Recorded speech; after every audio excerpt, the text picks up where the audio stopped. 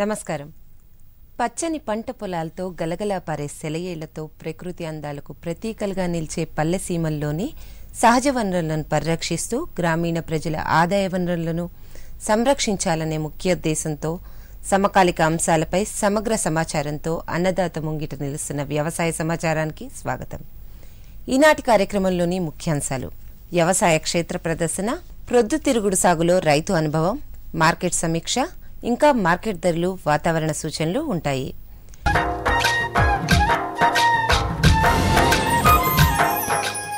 సాగులో ఆచరించవలసిన శాస్త్రీయ పద్ధతులపై రైతులకు అవగాహన పెంచి అధిక దిగుబడులు సాధించేలా వారిని ప్రోత్సహించాలనే ముఖ్యోద్దేశంతో మన రాష్ట్ర వ్యవసాయ శాఖ ఆత్మ పథకం క్రింద కృష్ణా జిల్లాలో వ్యవసాయ క్షేత్ర ప్రదర్శన నిర్వహించారు.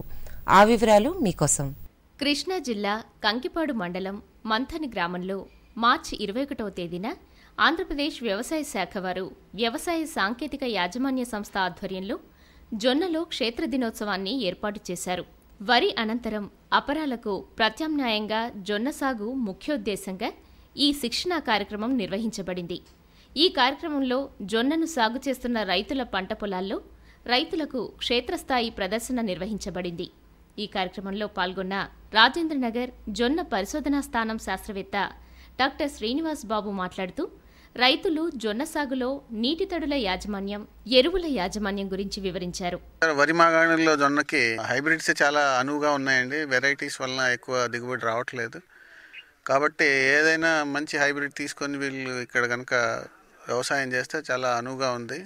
మినుము, పెసరకి ఒక ప్రత్యామ్నాయం, ప్లస్ ఈ మధ్య పాపులర్ అయిన మొక్కజొన్నకు కూడా ఇది ప్రత్యామ్నాయం. ఎందుకంటే ఇది తడి ఉన్నా తడి లేకపోయినా దిగుబడి ఇవ్వగలిగిన పంట. కంకిపాడు వ్యవసాయ అధికారి శ్రీనివాస్ మాట్లాడుతూ జొన్న ఆవశ్యకతను వివరించాడు. గత 5-7 సంవత్సరాల నుంచి కూడా కంకిపాడు మండలం తీసుకుంటే వరి తర్వాత ప్రధానంగా అపరాలు సాగు చేస్తారు. ఇక్కడ అంటే పెసర, మినుము ఎక్కువగా సాగులో ఉంటున్నాయి. వరి కోసిన తర్వాత వెంటనే 10-15 రోజులు కనుక ఇది విత్తుకోగలిగితే ఎకరానికి 25 నుంచి 28 క్వింటాలు దిగుబడి వచ్చే అవకాశం ఉందండి. దీనికి అపరాల కంటే కూడా ఎకరానికి వచ్చి అయ్యే ఖర్చు కూడా అపరాలతో పోల్చుకుంటే తక్కువ.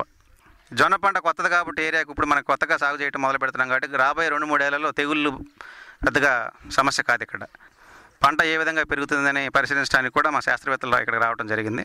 వారి ఆధ్వర్యంలో ఈ మన పక్క మండల చుట్టుపక్కల ఉన్న ఒయ్యూరు, మన పెనమలూరు, తోటలవల్లూరు రైతులను కూడా పిలిచి ఈ శాస్త్రవేత్తలతో ముఖాముఖి ఏర్పాటు చేయడం జరిగింది. జొన్నను సాగు చేస్తున్న రైతు గోపాలకృష్ణ జొన్న సాగులో తన అనుభవాలను తెలిపాడు. మేము లోగడ 4 ఎకరాల వ్యవసాయం అనుభవపూర్వకంగా నేర్చుకోవడం కోసమని జొన్న వేయాలనుకుని వేసాము. వేస్తే దాంట్లో కొంచెం ఫలసాయం అనుకూలంగా ఉంది. ఈ ఏడు మొత్తం వ్యవసాయం అంతా మా చేతిలో 150 ఎకరం మాగాని ఉంది. అపరాలు గిట్టింపు కావట్లేదనే ఉద్దేశంతో మేము ఈ జొన్న పైరుని ఎంచుకుని గుంటూరు జిల్లా నుంచి సీడర్ తీసుకొచ్చి మా అంతటి మేంగానే దీన్ని నాటుకోగలిగాం. అవకాశం ఉన్నంత వరకు తడపగలిగాం. అవకాశం లేదనుకునే టైంలో వర్షం కురిసింది. పొలాలు వాళ్ళ కాలానికి బాగా ఉన్నాయి. మాకు అనుకూలంగానే ఉంది. వ్యవసాయం లాభసాటిగా వస్తుందని అనుకుంటున్నాం కాలం అనుకూలిస్తే.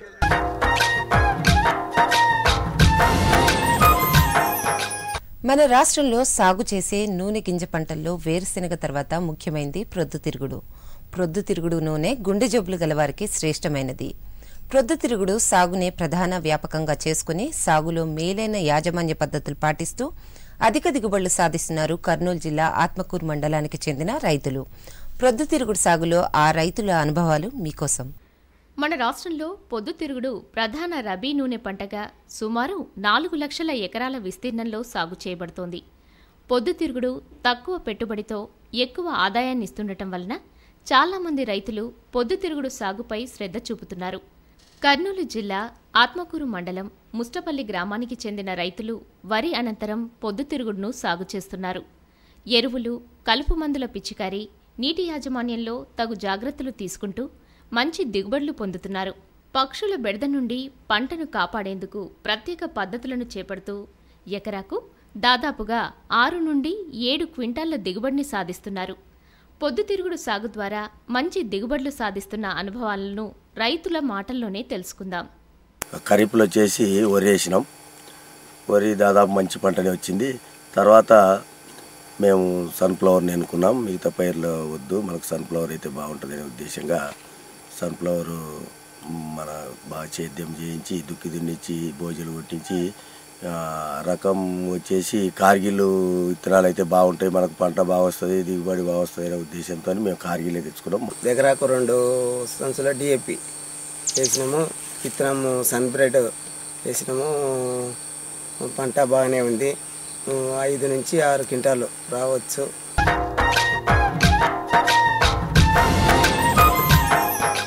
మార్కెట్ సమీక్ష.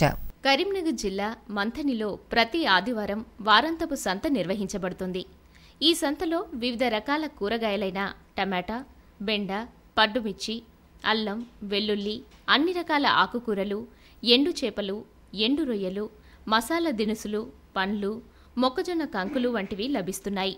వీటితో పాటు స్త్రీల అలంకరణ వస్తువులు, స్టీలు సామాన్లు, బట్టల వంటి నిత్యావసర వస్తువులు లభిస్తుండటంతో ప్రతి ఆదివారం చుట్టుపక్కల గ్రామాల నుండి ప్రజలు ఎక్కువ సంఖ్యలో పాల్గొని కొనుగోళ్లు కొనసాగిస్తున్నారు.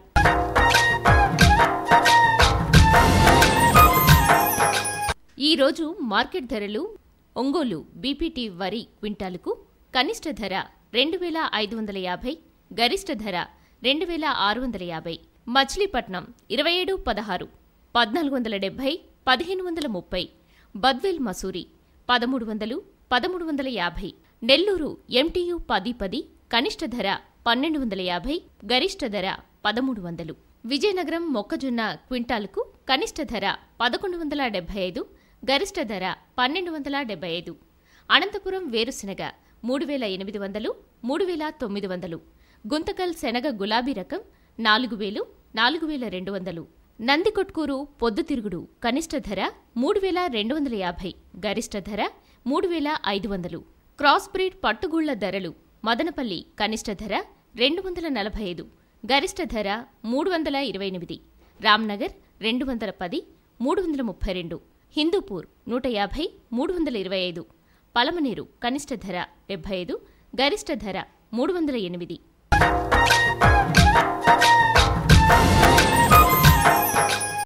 హైదరాబాద్ వాతావరణ కేంద్రం అందించిన సమాచారం ప్రకారం పగటి ఉష్ణోగ్రతలు 31 నుంచి 41 డిగ్రీల సెల్సియస్ మధ్య, రాత్రి ఉష్ణోగ్రతలు 21 నుంచి 28 డిగ్రీల సెల్సియస్ మధ్య నమోదయ్యాయి. వ్యవసాయ సమాచారం ఇంతటితో సమాప్తం. నమస్కారం.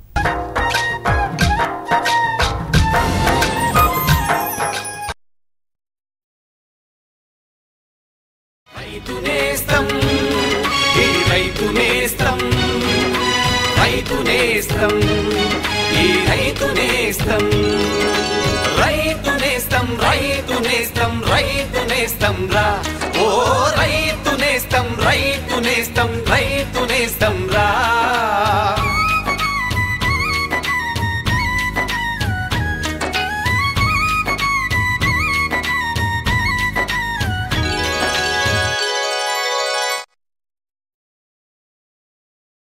శాస్త్రీయ పద్ధతులను, ప్రయోగశాలల ఫలితాలను పంట పొలాలకు చేర్చి రైతన్నలను చైతన్యవంతులుగా తీర్చిదిద్దుతున్న రైతు నేస్తం కార్యక్రమానికి స్వాగతం.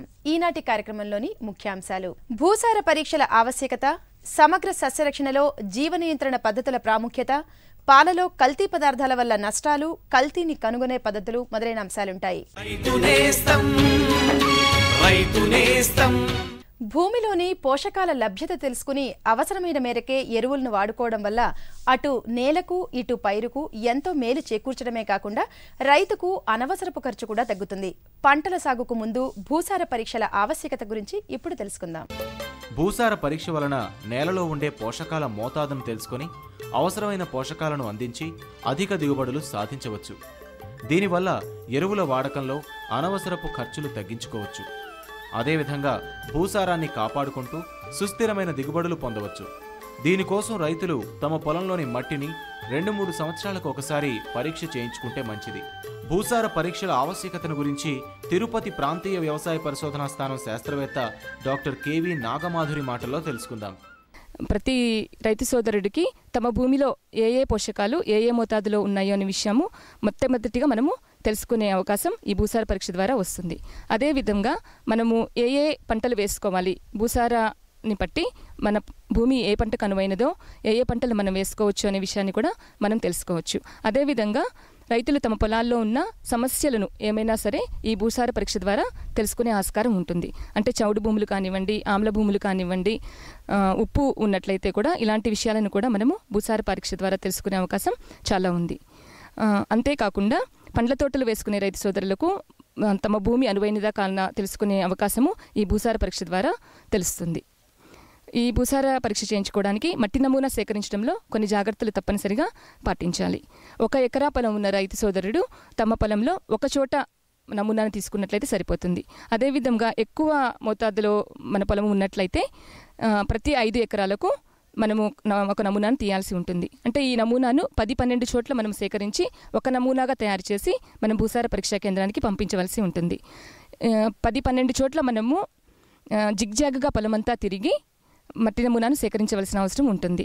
అంటే మనం తీసే మట్టి నమూనా మన పొలాన్ని ప్రతిబింబించే విధంగా ఉండేటట్లుగా మనము చూసుకోవాల్సిన అవసరం ఉంది.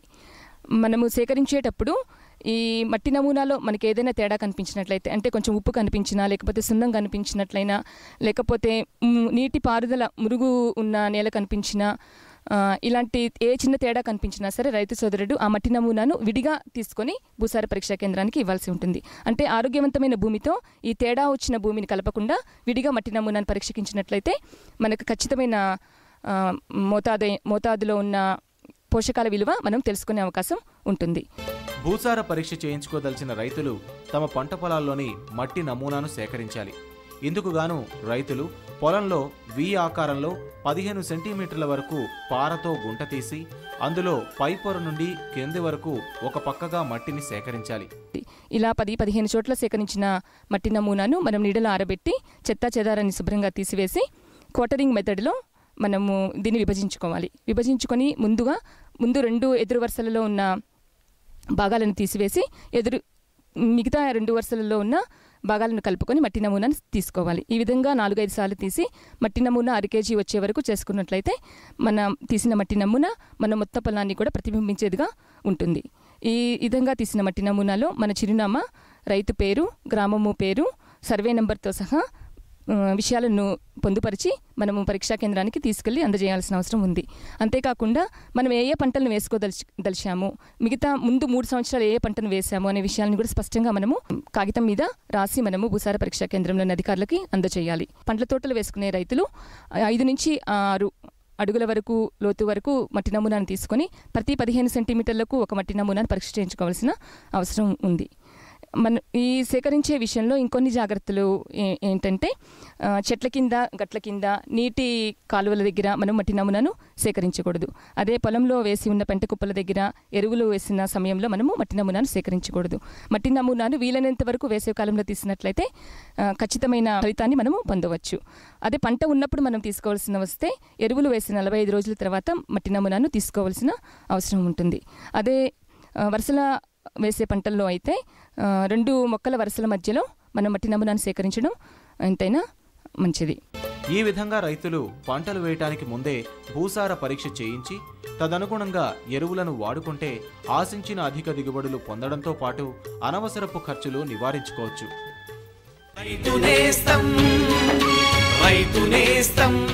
పైర్లను ఆశించే వివిధ చీడపీడలను సమగ్ర సస్యరక్షణ పద్ధతులను అవలంబించి నియంత్రించడం ఎంతో అవసరం. ఇందులో భాగంగా ముఖ్యంగా జీవ నియంత్రణ పద్ధతులను అవలంబించడం వలన రసాయన రహిత నాణ్యమైన ఉత్పత్తులను పొందవచ్చు. సమగ్ర సస్యరక్షణలో జీవ నియంత్రణ పద్ధతుల ప్రాముఖ్యత వివరాలు మీకోసం. ప్రకృతిలోని పరాన్నజీవులు, బదనికలు, కొన్ని రకాల వైరస్, బ్యాక్టీరియా, ఫంగల్ వ్యాధులు పంటలపై వచ్చే చీడ పురుగులను ఆశించి వాటిని అదుపులో ఉంచటంలో తమ వంతు పాత్రను నిర్వర్తిస్తూ ఉంటాయి. ఇటువంటి సహజ శత్రువులను సస్యరక్షణలో ఒక అంశంగా వినియోగించుకుంటూ చీడపీడల ఉధృతిని తగ్గించుకోవటాన్ని జీవ నియంత్రణ పద్ధతుల ద్వారా సస్యరక్షణ చేయడం అని చెప్పవచ్చు. అధిక విష ప్రభావం గల పురుగు మందులను, శిలీంద్ర నాశనలను ఎక్కువగా వాడటం వలన పరాన్నజీవులు, బదనికలు పూర్తిగా నాశనమవుతున్నాయి. దీనికి తోడు పంటలను ఆశించే చీడపురుగులు పురుగు మందులను తట్టుకునే శక్తిని సంతరించుకొని తిరిగి విజృంభిస్తున్నాయి. కాబట్టి బదనికలు, పరాన్నజీవులను కాపాడుకుంటూ జీవ నియంత్రణ పద్ధతులను సమగ్రంగా వినియోగిస్తూ చీడపీడలను అరికట్టుకోవచ్చు. సస్యరక్షణలో జీవ నియంత్రణ పద్ధతుల ప్రాముఖ్యతను గురించి రాజేంద్రనగర్ వ్యవసాయ పరిశోధనా స్థానంలోని జీవ నియంత్రణ విభాగంలో ప్రధాన శాస్త్రవేత్త డాక్టర్ ఎస్జే రెహమాన్ గారి మాటల్లో తెలుసుకుందాం. ముఖ్యంగా చీడపీడల ఉధృతికి వాడబడే జీవ నియంత్రణ పద్ధతులు మనం చూసుకున్నట్లయితే వీటిని ముఖ్యంగా 3 సాధనాలు మనం వాడుతూ ఉంటాం. మనం ముఖ్యంగా పరాన్నజీవుల వాడకం గురించి చెప్పుకున్నప్పుడు అన్నిటికంటే ముఖ్యంగా చెప్పుకోదగ్గది ట్రైకోగ్రామా గుడ్డు పరాన్నజీవి. ఈ ట్రైకోగ్రామా గుడ్డు పరాన్నజీవి ఏదైతే ఉన్నదో కార్డుల రూపంలో మన రైతు సోదరులకు లభ్యం చేయడం జరుగుతుంది. వరి వంటి పంటలో మనం ఆశించే కాండం తొలచి పురుగు కానివ్వండి, అదే రకంగా ఆకుముడత పురుగు కానివ్వండి, వీటి ఉధృతిని తగ్గించడానికి ట్రైకో కార్డుల్ని ఎకరానికి 4 చొప్పున నాటుకున్న 25 రోజుల నుంచి 30 రోజుల తర్వాత మనం మొదటిసారి రిలీజ్ చేసుకుంటూ వరుసగా 10 రోజుల వ్యవధిలో 5 సార్లు కనుక ట్రైకో కార్డుల్ని పెట్టుకున్నట్లయితే సమర్థవంతంగా తగ్గించుకోవచ్చు. అదే రకంగా మనం తీసుకున్నప్పుడు కూరగాయ పంటలు వాటిని ఆశించే వివిధ రకాల పురుగులు, కాండం తొలచి పురుగు, అదే టమాటాలో వచ్చే కాయదొలుచు పురుగు, వీటి ఉధృతిని తగ్గించడానికి కూడా ఈ ట్రైకో కార్డుల్ని ఎకరానికి 4 చొప్పున వాడుకుంటూ తగిన సమయంలో అంటే టమాటా వంటి పంటలు తీసుకున్నప్పుడు 3 సార్లు 10 రోజుల వ్యవధిలో మనం నాటుకున్న 25వ రోజు తర్వాత నుంచి వాడుకోవాల్సి ఉంటుంది. ఇక రెండవది పరాన్నజీవుల పరంగా చూసుకున్నప్పుడు అల్లిక రెక్కల పురుగు, తర్వాత అక్షింతల పురుగు. ఈ మధ్య కాలంలో ఎక్కువగా ప్రాచుర్యంలోకి వస్తున్న సాలీడు జాతులు ఏవైతే ఉన్నాయో, ముఖ్యంగా వరి, పత్తి వంటి పంటలు తీసుకున్నట్లయితే ఒక వరిలోనే సుమారుగా 200 ప్రజాతుల సాలీళ్లు మనం గుర్తించడం జరిగింది. ఇక మూడవది జీవరసాయనాల పరంగా చూసుకున్నప్పుడు అన్ని పంటల్లో ముఖ్యంగా వాడుకునేది ఎన్పివి వైరస్ ద్రావకం. ఈ ఎన్పివి వైరస్ ద్రావకం కాకపోతే మనం పొగాకు లద్దె పురుగును ఉద్దేశించిన ఎన్పివి వైరస్ ద్రావకం దానికి మాత్రమే వాడాలి. అదే రకంగా మన హెలికోవెర్ప అంటే శనగపచ్చ పురుగు అంటాం, దాని ఉధృతిని తగ్గించడానికి వాడే మన ఎన్పివి ద్రావకం ఏదైతే ఉందో అది దానికోసమే వాడాలి. దీన్ని తయారు చేసుకున్న తర్వాత అంటే ఇక్కడ రైతు సోదరులు గమనించాల్సిన ముఖ్య విషయం, మన ల్యాబొరేటరీలో కూడా దొరుకుతుంటాయి, మార్కెట్లో కూడా దొరుకుతుంటుంది, సొంతగా తయారు చేసుకోవాలన్నా కూడా చేసుకోవచ్చు. కాబట్టి చేసుకుని ఎకరానికి 100 లార్వల్ ఈక్వలెంట్లు చొప్పున కనుక మనం వేసుకున్నట్లయితే తప్పనిసరిగా ఏదైతే ఉందో ఈ హానికారక పురుగుల ఉధృతి, ముఖ్యంగా శనగపచ్చ పురుగు, పొగాకు లద్దె పురుగు ఉధృతిని మనం తగ్గించవచ్చు. ఇక కీటకనాశక శిలీంధ్రాల గురించి వచ్చినట్లయితే అన్నిటికంగా ముఖ్యంగా చెప్పుకోదగ్గది బవేరియా బేసియానా, మెటరైజం ఎనైసోప్లే, వర్టిసిలియం లకాని. మెటరైజం ఎనైసోప్లే అనేది మన ముఖ్యంగా ఈ వేరు నాశించే వేరు పురుగు, వాటి ఉధృతిని తగ్గించడానికి పనికొస్తుంది. వర్టిసిలియం లకాని తీసుకున్నట్లయితే రసం పీల్చే పురుగుల ఉధృతిని తగ్గించడానికి పనికొస్తుంది. కీటకనాశక శిలీంధ్రం ఏదైనప్పటికీ కూడా పొడి రూపంలో సహజంగా అవి లభ్యమవుతుంటాయి. కాబట్టి 5 గ్రాములు ప్రతి లీటర్ నీటికి కలుపుకొని సరైన సమయంలో 1 నుంచి 2 సార్లు 10 రోజుల వ్యవధితో కనుక పిచికారీ చేసుకున్నట్లయితే సమర్థవంతంగా పురుగుల ఉధృతిని తగ్గించుకోవచ్చు. ఇక చివరిగా తెగుళ్ళని మనం చూసుకున్నప్పుడు అది వరి కానివ్వండి, పత్తి కానివ్వండి, మిగతా ఏదైనా పంటలు కంది కానివ్వండి, వాటిని తీసుకున్నప్పుడు కూరగాయల్లో కూడా వాటిలో ముఖ్యంగా మనం ఆశించేది, ఉదాహరణకు వరి తీసుకున్నట్లయితే అగ్గి తెగులు, పాముపొడ తెగులు వస్తుంటాయి. వాటి ఉధృతిని తగ్గించడానికి సూడోమోనాస్ ఫ్లోరెసెన్స్ అనబడే బ్యాక్టీరియా ఆధారిత జీవరసాయనం పొడి రూపంలో లభ్యమవుతుంది, మార్కెట్లో లభ్యమవుతుంది, వ్యవసాయ శాఖ ఆధ్వర్యంలోని బయాలజికల్ కంట్రోల్ ల్యాబొరేటరీ నుంచి లభ్యమవుతుంది. ఆచార్య ఎన్జే రంగ వ్యవసాయ విశ్వవిద్యాలయం మా ల్యాబొరేటరీ నుంచి కూడా రైతు సోదరులు తీసుకోవచ్చు. దీన్ని విత్తన శుద్ధి కన్నా వాడుకుంటే అంటే ముఖ్యంగా మనం తీసుకున్నప్పుడు 10 గ్రాములు ప్రతి కిలో విత్తనానికి కలిపి విత్తన శుద్ధి చేసుకున్నట్లయితే, విత్తుకునే ముందు ముఖ్యంగా చేసుకున్నట్లయితే మనం మున్ముందు పంట కాలంలో రాబోయే తెగుళ్ళ ఉధృతిని తగ్గించవచ్చు. ఈ విధంగా రైతులు తమ పంటలలో సమగ్ర సస్యరక్షణలో జీవ నియంత్రణ పద్ధతులను ఒక భాగంగా వినియోగిస్తే పర్యావరణ సమతుల్యతను సంరక్షించుకుంటూ నాణ్యమైన పంట దిగుబడులను పొందవచ్చు. పరిమళాల గుబాళింపులో, మధురాతి మధుర రుచులలో, ప్రగతి పథపు తంత్రుల్లో, విరిసే చిరునవ్వుల్లో, పచ్చ పచ్చని మొక్కల్లో, పెద్ద పెద్ద ఆంగళ్లలో, తుమ్మెదల ఝంకారంలో, సంతోషాల రాకలో. ఎన్హెచ్ఎం ఉద్యానవన మిషన్. మా కోరిక మీ చిరునవ్వు. పాలు, పాల పదార్థాల వినియోగం లేని రోజును ఊహించడం కూడా సాధ్యం కాదు. నిత్య జీవితంలో ఇంతటి ప్రాధాన్యత సంతరించుకున్న పాలలో నేడు అనేక రకాల కల్తీ పదార్థాలు కలపడం వల్ల మానవుని ఆరోగ్యానికి ఎనలేని నష్టం వాటిల్లుతోంది. పాలలోని కల్తీ పదార్థాల వల్ల జరిగే నష్టాలు, కల్తీని గుర్తించే పద్ధతులు తదితర వివరాలను ఇప్పుడు తెలుసుకుందాం. పాలను సంపూర్ణ ఆహారంగా చెప్పవచ్చు. పాలలో ఉండే కొవ్వు పదార్థాలు, మాంసకృత్తులు, విటమిన్లు, ఎంజైమ్లు మన ఆరోగ్యానికి మేలు చేస్తాయి. అందువల్ల పాలను ఆహారంగా తీసుకోవడం చిన్నపిల్లల నుండి ముసలివారి వరకు అందరికీ మంచిది. ప్రజల పాల అవసరాలకు పాల ఉత్పత్తికి మధ్య అంతరం రోజురోజుకు పెరుగుతోంది. దీనితో పాలకు గిరాకీ రోజురోజుకు పెరుగుతోంది. దీనిని దృష్టిలో ఉంచుకొని పాలను కల్తీ చేసి విక్రయిస్తున్నారు. పాల నాణ్యతను పాల కేంద్రాలలో, పరీక్షా కేంద్రాలలో పరీక్ష చేయించి శుభ్రమైనవా లేదా నిర్ధారించుకోవచ్చు. పాలలో కల్తీల వలన కలిగే నష్టాలు, కల్తీలను కనుగొనే పరీక్షల వివరాలను గురించి రాజేంద్రనగర్ పశువైద్య కళాశాలలో ప్రొఫెసర్గా పనిచేస్తున్న డాక్టర్ ఎన్ కృష్ణయ్య గారి మాటల్లో తెలుసుకుందాం. పాలల్లో ఎక్కువగా నీళ్లు కలుపుతుంటారు. నీళ్లు కలిపినప్పుడు పాలు కొంచెం పల్చగా తయారవుతాయి.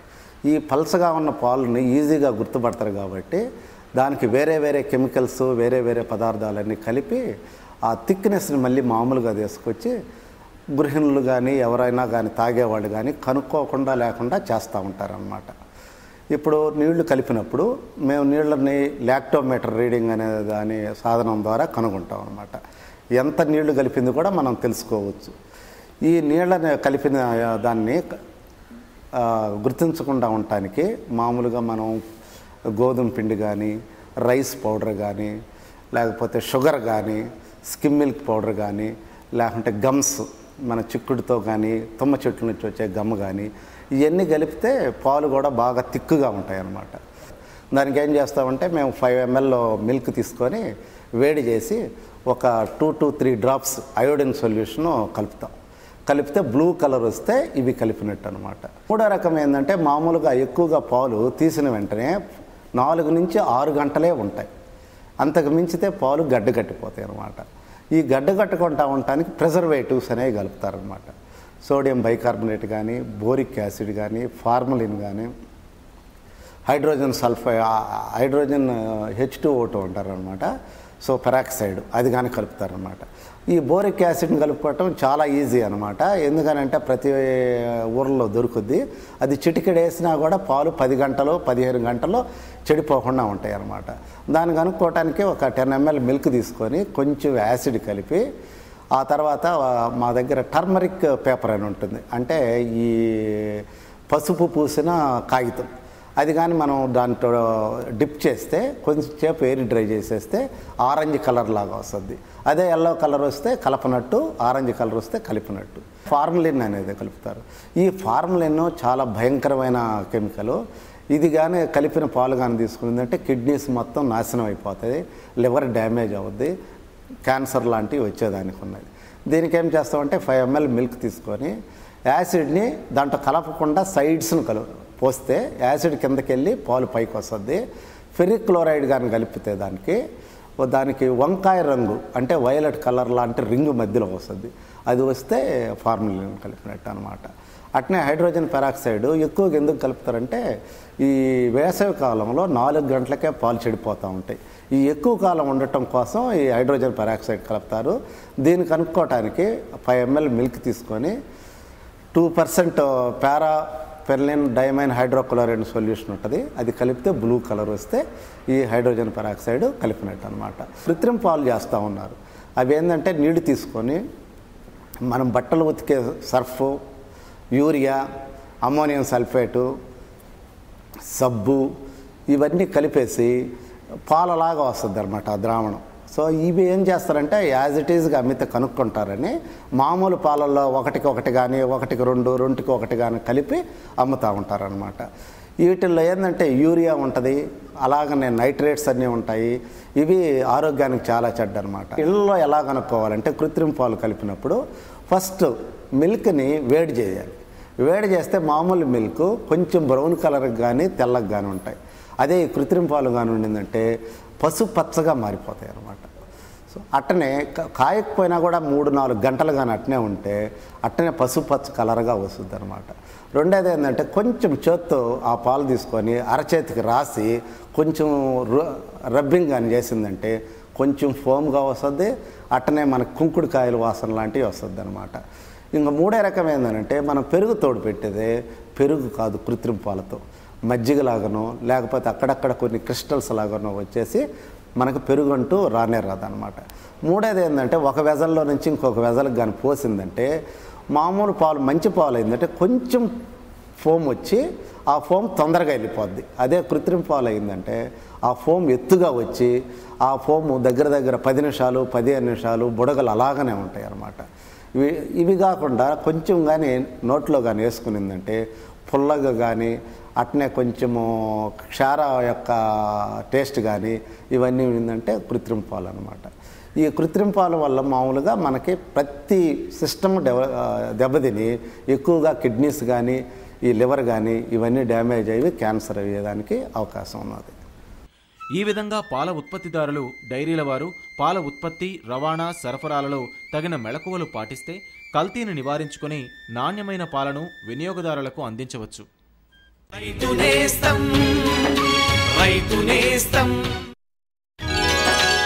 ఈ నెల 2వ తేదీ నుంచి 5వ తేదీ వరకు రైతులకు వాతావరణ ఆధారిత వ్యవసాయ సూచనలు. గడిచిన 4 రోజుల్లో రాష్ట్రంలో వాతావరణం పొడిగా ఉంది. పగటి ఉష్ణోగ్రతలు 31 నుంచి 41 డిగ్రీల సెల్సియస్ మధ్య, రాత్రి ఉష్ణోగ్రతలు 21 నుంచి 28 డిగ్రీల సెల్సియస్ మధ్య నమోదయ్యాయి.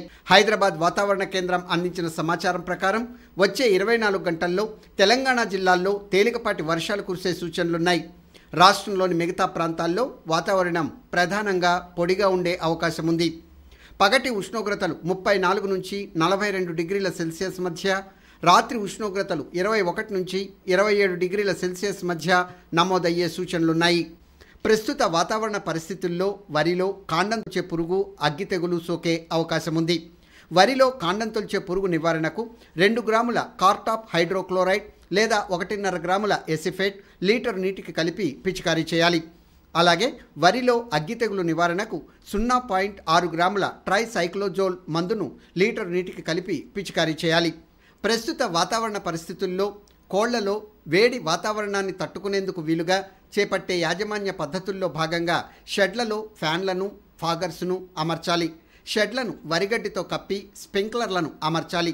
కోళ్లు ఎక్కువ మోతాదులో ఆహారం తీసుకోవడానికి వీలుగా మెత్తటి దాణాను అందుబాటులో ఉంచాలి. అలాగే కోళ్లు తాగేందుకు చల్లని నీటిని అందుబాటులో ఉంచాలి.